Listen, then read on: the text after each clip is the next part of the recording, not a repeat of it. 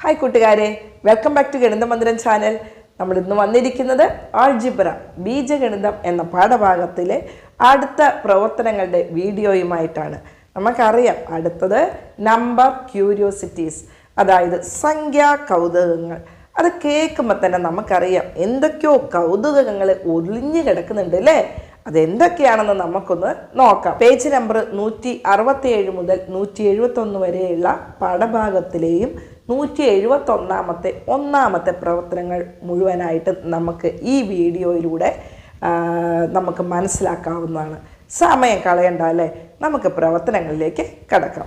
ചില സംഖ്യാ ഗോപുരങ്ങളെ നമുക്കൊന്ന് പരിശോധിക്കാം. ഞാനിവിടെ എഴുതി 10, 11, 12. ഈ സംഖ്യകളുടെ പ്രത്യേകത എന്താണ്? തുടർച്ചയായ സംഖ്യകളാണ്. ഇനി അത് മുകളിലോട്ട് പിരമിഡ് പോലെ കൊണ്ടുപോകണം. അതുകൊണ്ടാണ് ഗോപുരം എന്ന് പറയുന്നത്. അപ്പം അങ്ങനെയാണെങ്കിൽ 10ഉം 11ഉം കൂടെ കൂട്ടിയാൽ 10ഉം 10ഉം 20 21 ഇതിൻ്റെ മുകളിൽ വരുന്നത് അല്ലേ?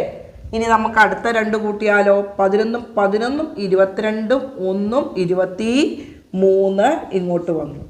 ഇനി നമുക്ക് ഇത് രണ്ടും കൂടെ കൂട്ടിയിട്ട് അതിൻ്റെ മുകളിൽ എഴുതാം. 21ഉം 3ഉം 24 24ഉം 20ഉം എത്രയാണ് വരുന്നത്? 44 വരുന്നത്.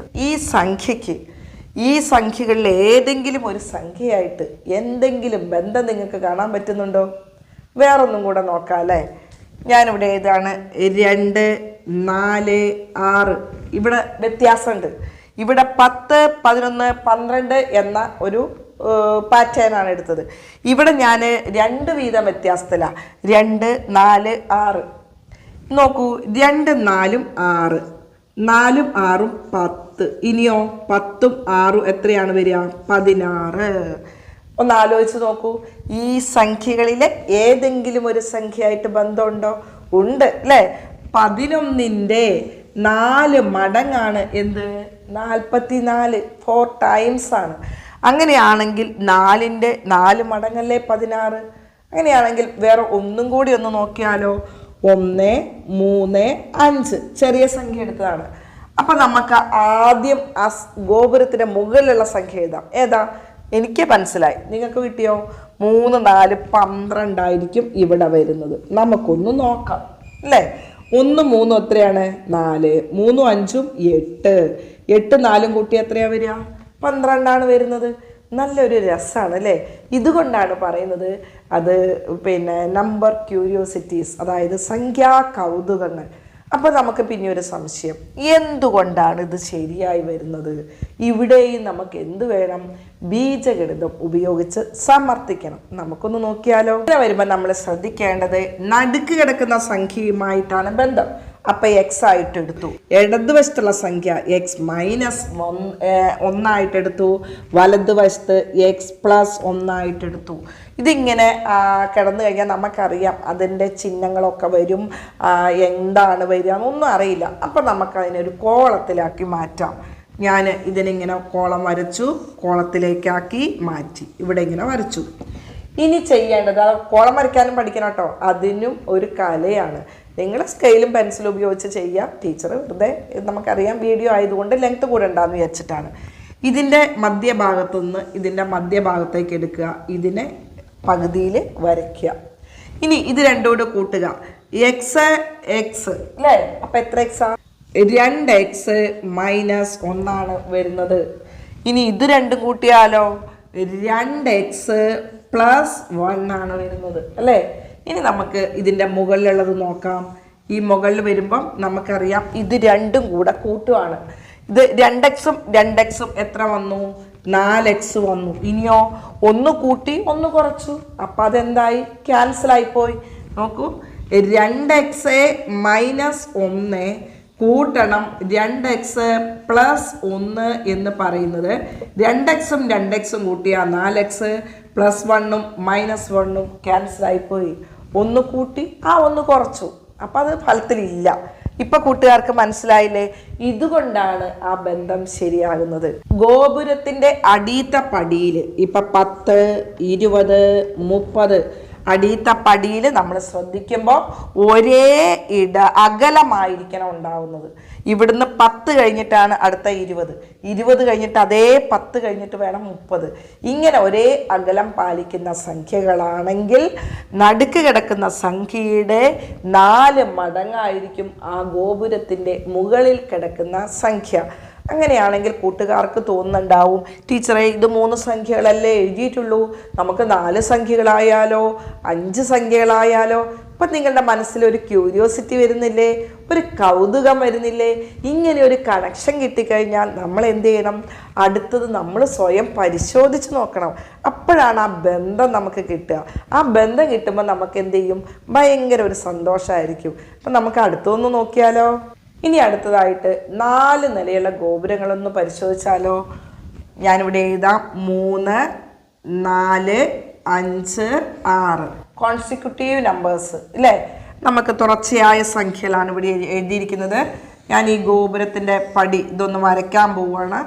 നിങ്ങളും ഇതേപോലെ വരച്ചാൽ മതി. ഇനി ഇതിൻ്റെ മധ്യഭാഗത്തുനിന്ന് വേണം അടുത്തത് ഈ കോളത്തിൻ്റെ നടുക്കോട്ട് വേണം വരയ്ക്കാൻ. ഇനി ഇതിൻ്റെ നടുക്കായിട്ട് ഇവിടെ വരയ്ക്കുക, ഇതിൻ്റെ നടുക്കായിട്ട് ഇവിടെ വരയ്ക്കുക.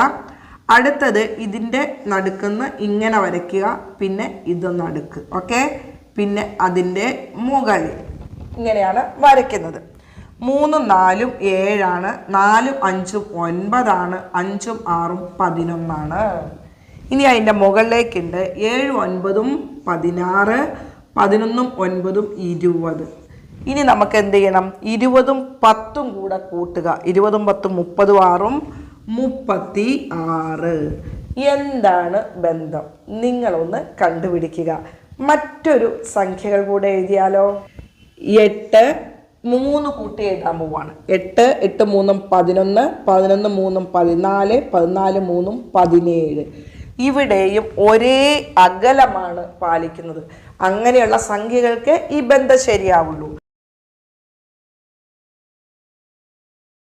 എനിക്ക് ഓൾറെഡി കിട്ടിക്കഴിഞ്ഞു ഇതിൻ്റെ മുകളിലത്തെ സംഖ്യ. ഞാൻ വേണമെങ്കിൽ എന്താണെന്ന് പറയാതെ അതിൻ്റെ ആൻസർ ഞാൻ വേണമെങ്കിൽ എഴുതാം. 100 വരുന്നത്. കൂട്ടുകാർക്ക് കണ്ടുപിടിക്കാൻ പറ്റുമോ? ഇതൊന്നും പറയുന്നില്ല. നിങ്ങൾ ഇതിലെ അടിയിൽ ഏതെങ്കിലും സംഖ്യകളായിട്ട് ബന്ധമുണ്ടോ നോക്കുക. ആ ബന്ധം ഇവിടെ ശരിയാകുന്നുണ്ടോ നോക്കുക. ഇനി നമുക്ക് എന്ത് ചെയ്യണം? ബീജഗണിതം ഉപയോഗിച്ചിട്ട് അത് സമർത്ഥിച്ചു കൊടുക്കണം. ഓക്കെ ആണല്ലോ? കൂട്ടുകാർക്ക് കിട്ടിയോ? നമുക്കൊന്ന് ഗോപുരത്തിൻ്റെ പടികൾ കയറി നോക്കാം. 11ഉം 8ഉം എത്രയാണ്? 19. 11ഉം 4ഉം 15ഉം 10ഉം 25. 14ഉം 7 21ഉം 10ഉം 31. ഇനി 19ഉം 5ഉം 24ഉം 20ഉം 44 ഇവിടെ വരുന്നത്. 25ഉം 1ഉം 26 26ഉം 30ഉം 56. 56ഉം 4ഉം 60. 60ഉം പിന്നെ 40. 60ഉം 40ഉം 100. കറക്റ്റ് അല്ലേ? എന്താണ് ബന്ധം? കൂട്ടുകാർക്ക് വല്ലതും പിടികിട്ടിയോ? ഇനി നമുക്ക് ഇവിടേക്കൊന്ന് വരാം. ഈ നടുക്ക് കിടക്കുന്ന 2 സംഖ്യകൾ നോക്കുക. 4ഉം 5ഉം അല്ലേ? ഇവിടെ നടുക്ക് ഒറ്റ സംഖ്യ ആയിട്ട് വരുന്നില്ല, 2 വരുന്നത്. നമുക്കറിയാം ഇത് 4 നേരത്തെ 3 അപ്പം നടുക്ക് കിടക്കുന്ന സംഖ്യ ഇപ്പം 4 ആയപ്പം അടുത്ത് കിടക്കുന്ന 2 സംഖ്യകൾ നമ്മൾ അങ്ങോട്ട് എടുത്തു. 4ഉം 5ഉം കൂട്ടിയാൽ 9. 9ൻ്റെ 4 മടങ്ങല്ലേ 36 അല്ലേ? നോക്കൂ, 9ൻ്റെ 4 മടങ്ങ്. ഇനി അതിൻ്റെ ഉള്ളിലും വേറൊരു കൗതുകം ഒളിഞ്ഞ് കിടക്കുന്നുണ്ട്. നിങ്ങൾ ശ്രദ്ധിച്ചോന്ന് എനിക്കറിയില്ല. ഇവിടെ കൂട്ടിയതാണ് ഇവിടെ വരുന്നത്, ഇതിൻ്റെ 4 മടങ്ങ്. അങ്ങനെയാണെങ്കിൽ ഇത് രണ്ടും കൂട്ടിയതാണ് ഇവിടെ കിടക്കുന്നത്, ഇവിടെ കിടക്കുന്നതിൻ്റെ 4 മടങ്ങ് അല്ലേ? നല്ല രസമല്ലേ? ഈ ഒരു ബന്ധം കൂടെ നമ്മളൊന്ന് നോക്കണം. അങ്ങനെയാണെങ്കിൽ നമുക്ക് എന്ത് ചെയ്യാം? ഈ ബന്ധം ഒന്ന് ബീജഗണിതം ഉപയോഗിച്ചിട്ട് വിശദീകരിച്ച് നോക്കാം. Okay, are you ready? എങ്കിൽ നമുക്ക് നോക്കാം. നമുക്ക് എക്സിൽ നിന്ന് തുടങ്ങി വൈ വീതം കൂട്ടിയ 4 സംഖ്യകൾ താഴെ ബേസ് ആയിട്ട് എടുക്കാം. അപ്പോൾ ഇവിടെ ആദ്യം എക്സ് എടുത്തു. എക്സ് ഞാൻ കോളം വരയ്ക്കാം, അത് അങ്ങനെ എഴുതുമ്പോഴാണ് ഏറ്റവും നന്നായിട്ട് കിട്ടുക. ഓക്കെ, ഇവിടെ എക്സ്, എക്സ് കൂട്ടണം വൈ, എക്സ് കൂട്ടണം 2y, എക്സ് കൂട്ടണം 3y. ഇനി നമുക്ക് മുകളിലോട്ട് പോകുമ്പോൾ എങ്ങനെ വരുന്നു എന്ന് നമുക്കൊന്ന് പരിശോധിച്ച് നോക്കാം. എക്സും എക്സും 2x കൂട്ടണം y ആണ് വരുന്നത്. ഇവിടെയോ എക്സും എക്സും 2x കൂട്ടണം 1y-യും 2y-യും. അപ്പോൾ ആകെ എത്ര y ആണ്? 3y ആണ് വരുന്നത്. ഇനി ഇത് രണ്ടും കൂടെ കൂട്ടി ഇവിടെ എഴുതാം. എക്സും എക്സും 2x കൂട്ടണം 2y-യും 3y-യും 5y. ഓക്കെ. ഇനി ഇതിൻ്റെ മുകളിലോട്ട് നമുക്ക് കയറി കഴിഞ്ഞാൽ 2x-ഉം 2x-ഉം 4x കൂട്ടണം y-യും 3y-യും. അപ്പം എത്ര y ആണ്? 4y ആണ് കിട്ടുന്നത്. ഇനി ഇവിടെ 2x-ഉം 2x-ഉം 4x കൂട്ടണം 3y-യും 5y-യും വരുമ്പോൾ 8y വരുന്നു. ഓക്കെ. ഇനി ഇതിൻ്റെ മുകളിലോട്ട് 4x-ഉം 4x-ഉം 8x ആണ് വരുന്നത്. കൂട്ടണം 4y-യും 8y-യും 12y ആണ് വരുന്നത്. അപ്പം നിങ്ങൾ ചോദിക്കും, ടീച്ചറെ അതെങ്ങനെയാണ് ശരിയാവുന്നത്? നമുക്ക് നോക്കാം. എക്സും ഇത് രണ്ടും കൂട്ടുക. ഇതാണ് കിട്ടിയിരിക്കുന്നത്. 2x കൂട്ടണം 3y. ഇതിനെ എന്ത് ചെയ്യണം? ഇതിനെ 4 കൊണ്ട് ഗുണിക്കണം. അപ്പം 4 കൊണ്ട് 2x ഗുണിച്ചാൽ 8x കിട്ടും. കൂട്ടണം 3y-നെ 4 കൊണ്ട് ഗുണിച്ചാൽ 4 3 12y. ഇനി കൂട്ടുകാരെ മുകളിലോട്ട് നോക്കൂ. ഇത് രണ്ടും കൂട്ടിയതിൻ്റെ അതാണ് ഇവിടെ കിടക്കുന്നത്. അതിൻ്റെ 4 മടങ്ങാണ് ഇവിടെ വരുന്നത്. അപ്പം ബീജഗണിതം ഉപയോഗിച്ച് ചെയ്യുമ്പം നമുക്കത് ശരിയായ രീതിയിൽ സമർത്ഥിക്കാൻ കഴിയുന്നുണ്ട്. അതുകൊണ്ട് ഇത് ഈ ഒരേ അകലം പാലിക്കുന്ന സംഖ്യകൾക്ക് ഇത് ബാധകമാണ്. കൂട്ടുകാർക്ക് മനസ്സിലായില്ലേ? ഇനി നമുക്ക് പേജ് നമ്പർ 171 ഒന്നാമത്തെ പ്രവർത്തനം ഒന്ന് പരിശോധിച്ച് നോക്കാം. Okay. The bottom row of A 5-story number tower like the 3-story and 4-story towers we have discussed is shown below. ഒന്നാമത്തെ പറയാണ്, before actually writing down the other numbers, see if you can guess how many times 10 is the topmost number. Check whether your guess is correct by filling in other numbers. അതായത് 3ഉം 4ഉം നിലകളുള്ള സംഖ്യാഗോപുരം ഇപ്പം നമ്മൾ കണ്ടു. ഇതേപോലെ 5 നിലയുള്ള ഒരു സംഖ്യാഗോപുരത്തിൻ്റെ ആദ്യത്തെ നിലയാണ് ചുവടെ കാണിച്ചിരിക്കുന്നത്. തുടർന്നുള്ള സംഖ്യകൾ എഴുതുന്നതിന് മുമ്പ് ഏറ്റവും മുകളിലെ സംഖ്യ നടുവിലുള്ള 10ൻ്റെ എത്ര മടങ്ങായിരിക്കും എന്ന് ഊഹിച്ചു നോക്കൂ. അത് ശരിയാണോ എന്ന് മറ്റ് സംഖ്യകൾ എല്ലാം എഴുതി പരിശോധിക്കൂ. ആദ്യം നമ്മളുടെ ഊഹം വേണം. അപ്പോൾ താഴെയുള്ള സംഖ്യകൾ ഇവിടെ എഴുതിയാം. 6 8 10 12 14. ഇതാണ് സംഖ്യകൾ. ആദ്യം നമുക്ക് വേണ്ടത് ഊഹമാണ്. 10ൻ്റെ എത്ര മടങ്ങായിരിക്കും ഇവിടെ വരുന്നത്? ഞാൻ ഏതായാലും ഊഹിച്ചെഴുതാം. എന്നിട്ട് നമുക്ക് ശരിയാണോ നോക്കാം. ഞാനിവിടെ ഊഹിച്ചെഴുതാണ് 160 വരുന്നത്. ഓക്കെ. നിങ്ങൾ ഊഹിച്ചെഴുതിയോ? ഇനി നമുക്കൊന്ന് ട്രൈ ചെയ്യാം. നമുക്കറിയാം 6 8 ഇവിടെ വരുന്നത് 14, 10 8 18, 10 12 22, 12 4 16 10 26. ഓക്കെ. അടുത്തത് 14 8 22 10 32, 18 2 20 40. ഇനി അടുത്തത് 22 6 28 20 48. ഇവിടെ എത്തി നിൽക്കുമ്പോൾ കൂട്ടുകാർക്ക് എന്തെങ്കിലും പ്രത്യേകത കാണാൻ പറ്റിയോ? എനിക്ക് കിട്ടിയത് കൊണ്ടാണ് ഞാൻ നിങ്ങളോട് ചോദിച്ചത്. നല്ല രസമാണ്. ഇവിടെ നോക്കൂ. ഇവിടെ ഇങ്ങനെ ഒരു സംഖ്യാഗോപുരം നിങ്ങൾ കണ്ടോ? ഇതാ ഇവിടുന്ന് ഇങ്ങനെ വന്നിട്ട് ഇവിടെ ഒരു സംഖ്യാഗോപുരം നിങ്ങൾ കണ്ടില്ലേ? 8ൻ്റെ 4 മടങ്ങ് 32. അതേപോലെ മറ്റൊരു സംഖ്യാഗോപുരമാണ് ദാ ഇവിടെ ഇങ്ങനെ വരുന്നത്. ഇങ്ങനെ വരുന്നൊരു സംഖ്യാഗോപുരം 10ൻ്റെ 4 മടങ്ങാണ് 40. അടുത്ത സംഖ്യാഗോപുരം ഇതിൻ്റെ ഉള്ളിൽ തന്നെ ഇങ്ങനെ വന്നു കഴിഞ്ഞു. ഇവിടെ നോക്കുക. ഇവിടെ ഇങ്ങനെ ഒരു ഗോപുരം 12 4 48. ഇപ്പം എത്ര ഗോപുരമായി? 1 2 3. ഈ 3 സംഖ്യകളും ഓരോ സംഖ്യാഗോപുരത്തിൻ്റെ മുകളിലുള്ള സംഖ്യകളാണ്. ഇനി നമുക്ക് നോക്കാം. 32 40. 40 30 70 72 വരുന്നത്. ഇനിയോ 40 40 80 88. ഇനി കൂട്ടുകാർ മറ്റൊരു ഗോപുരം നോക്കി നോക്കൂ. ഇവിടെ 18. ഇവിടെ നോക്കൂ. ഈ ഗോപുരം ഇങ്ങനെ നോക്കിക്കഴിഞ്ഞാൽ 18 4 72. അപ്പം അടുത്തൊന്ന് കിട്ടി. ഇനിയോ ഇവിടെയോ 22 4 88. ഈ ഗോപുരം ഇങ്ങനെ നോക്കിയാൽ ഇതിനുള്ളിൽ മറ്റൊരു ഗോപുരം 88. നേരത്തെ 3 നമ്മൾ കണ്ടു. ഇത് 3 ഗോപുരത്തിൻ്റെ മുകളിലുള്ള സംഖ്യകളാണ്. ഇതും മറ്റ് 2 ഗോപുരത്തിൻ്റെ മുകളിലുള്ള സംഖ്യകളാണ്. 3 2 5 ഇനി അടുത്ത വലിയൊരു ബടാ ഗോപുരം കിടക്കുന്നുണ്ട്. ഇവിടെ നോക്കൂ, 160 അല്ലേ? 72 8 എത്രയാണ്? 80. 80 80 160. കറക്റ്റ് അല്ലേ? ഇനി മറ്റൊരു പ്രത്യേകത നിങ്ങൾ ശ്രദ്ധിച്ചോ? 10ൻ്റെ എത്ര മടങ്ങാണ് 160? 16നെ 160നെ 10 കൊണ്ട് ഹരിച്ചാൽ മതി. നമുക്കറിയാം 16. അതിൻ്റെ ഉള്ളിലേക്കൊന്ന് ഇറങ്ങിക്കഴിഞ്ഞാൽ 10ൻ്റെ 4 മടങ്ങ് 40, അതിൻ്റെ 4 മടങ്ങ് 160. അപ്പം 4ൻ്റെ 4 × 4 മടങ്ങ് 4 4 16 മടങ്ങാണ് കിട്ടുക. ടീച്ചർ ഒരെണ്ണം എടുത്ത് പരിശോധിച്ച് കാണിച്ചു തന്നു. നമുക്കറിയാം വീഡിയോയിലൂടെ എല്ലാം ഒന്നും കാണിച്ചു തരാൻ പറ്റില്ല. അപ്പം നിങ്ങൾ എന്ത് ചെയ്യുക? അപ്പം 2 വീതം തുടർച്ചയായിട്ടാണ് ഇത് എഴുതിയിരിക്കുന്നത്. 1 വീതം ഇടവിട്ട്, ഒറ്റ സംഖ്യകൾ ഇടവിട്ടിട്ടോ 5 ഇടവിട്ടിട്ടോ ഒരേ അകലം പാലിക്കുന്ന സംഖ്യകൾ എഴുതി നിങ്ങളൊന്ന് പരിശോധിച്ച് നോക്കൂ. അങ്ങനെ 1 2 എണ്ണം പരിശോധിക്കുമ്പോഴാണ് ഈ ക്യൂരിയോസിറ്റി നമ്മളിൽ വളരുന്നത്. അപ്പം നിങ്ങൾ തീർച്ചയായിട്ടും ട്രൈ ചെയ്യണം. ഇവിടെ ഓരോ ഗോപുരവും ഞാൻ പറഞ്ഞത് നിങ്ങൾക്ക് മനസ്സിലായിട്ടുണ്ടാവും.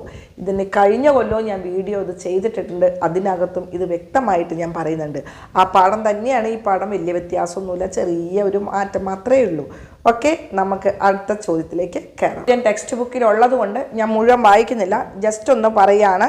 ഒരേ അകലം ഇടവിട്ടിട്ടുള്ള ഏത് 5 സംഖ്യകളിൽ നിന്ന് തുടങ്ങിയാലും 5 നില ഗോപുരങ്ങളിൽ എല്ലാം അവസാന സംഖ്യ ആദ്യ വരിയിലെ സംഖ്യകളുടെ നടുവിലെ സംഖ്യകളുടെ ഒരേ മടങ്ങായിരിക്കും എന്ന് ബീജഗണിതം ഉപയോഗിച്ച് വിശദീകരിക്കുക എന്നാണ് പറഞ്ഞത്. അപ്പം നമുക്ക് നടുക്ക് കിടക്കുന്ന സംഖ്യ x ആയിട്ടെടുത്തു. ഇവിടെ x - 1 x - 2. അപ്പം ഇവിടെ x - 1 ആണെങ്കിൽ ഇവിടെ എന്ത് വരും? x + 1 വരും. ഇവിടെ x - 2 ആണെങ്കിൽ ഇവിടെ x + 2 വരും. ഇതാണ് 5 സംഖ്യകൾ. ഇനി അടുത്ത വരി നമുക്കൊന്ന് എഴുതി നോക്കാം. ഇവിടെ 2x. ഇനി 2 1 അല്ലേ? ഇവിടെ 2 1 3, 2 മൈനസ് ആണ്. അപ്പം -2 -1 -3.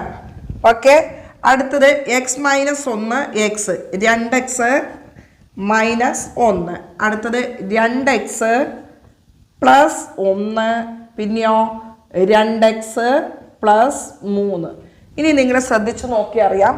ഇവിടെ 2x - 3, ഇവിടെ 2x + 3, ഇവിടെ 2x - 1, ഇവിടെ +1 ആണ് വരുന്നത്.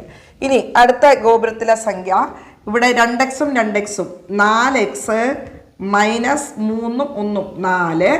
അടുത്തത് 2x 2x ഉം എത്രയാണ്? 4x ആണ് വരുന്നത്. ഇനി -1 +1 കൂടെ, മൈനസും പ്ലസും ഒന്ന് കൂട്ടി ഒന്ന് കുറച്ചു, അത് ക്യാൻസൽഡ് ആയി. ഓക്കെ, ഇനി അടുത്തത് 2x ഉം 2x ഉം 4x കൂട്ടണം 1 3 4. ഇനി നിങ്ങളിവിടെ ശ്രദ്ധിച്ചു നോക്കൂ. ഇവിടെ 4x, ഇവിടെ 4x -4, 4x +4. ഓക്കെ, ഇവിടെ എക്സിൻ്റെ 4 മടങ്ങാണ് 4x. ഇവിടെ x - 1 ഇതിൻ്റെ 4 മടങ്ങാണ് 4x -4. എക്സിൻ്റെ 4 മടങ്ങ് 4x, -1ൻ്റെ 4 മടങ്ങ് -4. അതുപോലെ തന്നെ ഇവിടെയും ലഭിക്കുന്നു. ഓക്കെ, ഇനി അടുത്ത ഗോപുരത്തിലെ സംഖ്യ ഇത് രണ്ടും കൂട്ടുക. 4x ഉം 4x ഉം കൂടിയാൽ 8x ആണ് നമുക്ക് കിട്ടുന്നത്. പിന്നെ -4 ആണ് കിട്ടുന്നത്. ഓക്കെ, ഇവിടെ 4x ഉം 4x ഉം 8x + 4 ആണ് കിട്ടുന്നത്. ഓക്കെ ആയല്ലോ.